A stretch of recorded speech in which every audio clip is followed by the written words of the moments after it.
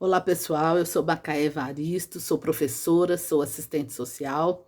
Estou muito feliz de ser convidada a participar desse trabalho de vocês, que é do Almanac Digital.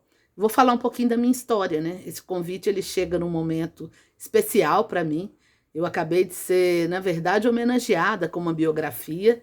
Esse livro aqui, organizado por dois professores, Jailson Silva e Eliana Silva, lá da Universidade Federal Fluminense, que vão escrever Macaé Evaristo, uma força negra na cena pública, e que conta a minha trajetória de uma mulher negra, pobre, né, nascida no interior de Minas, num município bem pequeno, de minoria negra, ou seja, de maioria branca, portanto, uma cidade que eu tenho muito afeto por ela, mas que é inegável que é uma cidade bastante conservadora e, na minha infância, uma cidade ainda muito, né, explicitamente racista. A minha trajetória de estudante de escola pública, que vai ter a opção, né, que vai escolher ser professora da rede pública, e nessa trajetória eu venho para Belo Horizonte, vou trabalhar sempre em escolas públicas, nas periferias da cidade, e é na educação, é no magistério da rede pública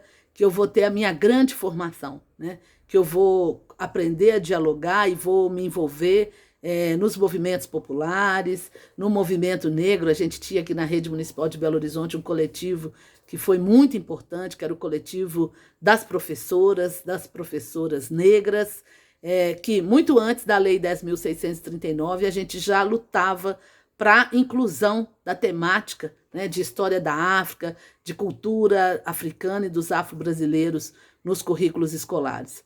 Mas também no diálogo com o movimento de mulheres, com o movimento por moradia, enfim, o engajamento político ele vai nos levando a trilhar muitos outros caminhos, e eu acho que cada vez crescer na gente uma resistência e uma luta, né, pela redução das desigualdades.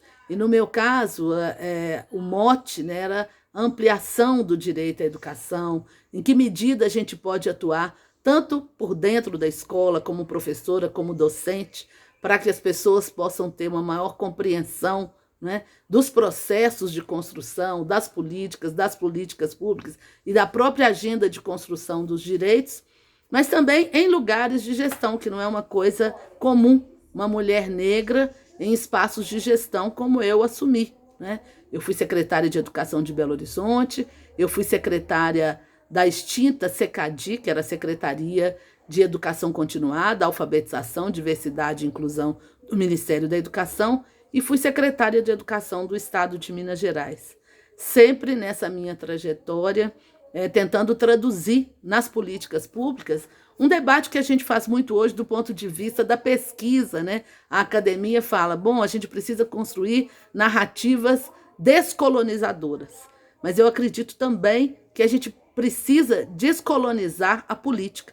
Essa é a nossa luta, né? É preciso descolonizar as políticas públicas e descolonizar o Estado brasileiro, que sempre se orientou a partir de uma perspectiva racista, e a sociedade brasileira, a República Brasileira se institui, né, sobre o racismo estrutural, sobre um machismo muito forte, ou seja, pela total exclusão da população negra e das mulheres. Basta a gente lembrar, né, na primeira Constituição, quem eram as pessoas que podiam votar, né? Quem podia votar eram só os homens brancos e que tivessem propriedade.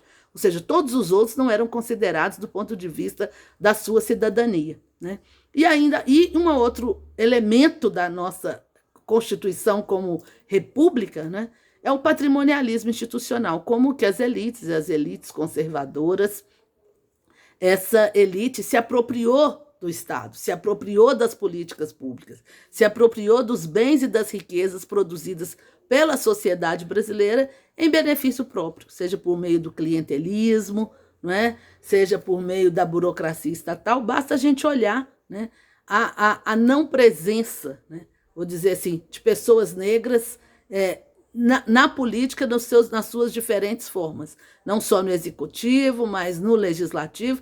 E quando a gente olha, então, para o judiciário brasileiro, é melhor a gente nem comentar, porque quase que a gente pode falar que a gente tem quase uma possível, né? Vamos pensar nessa lógica, um direito de família. São os mesmos sobrenomes ao longo de toda a história da República que ocupam esses lugares no nosso país, né? Os lugares institucionais, os lugares de poder. Então, a minha luta, seja na escola, seja nos lugares onde eu ocupei como gestora, hoje atuando, né, e militando pela ampliação da participação das mulheres, da população negra, da população, eu vou dizer, empobrecida do nosso país, nesses lugares, é porque eu acredito fortemente que a gente precisa descolonizar as mentes e os corações, né? Na pesquisa, vocês devem estar lendo muito isso, né? A gente tem falado muito sobre a necessidade da decolonialidade ou de descolonizar os pensamentos, que inclusive a ciência foi muito marcada por uma forma específica, né, de pensar, uma forma construída pelos opressores. Já que a gente está ainda em setembro, né?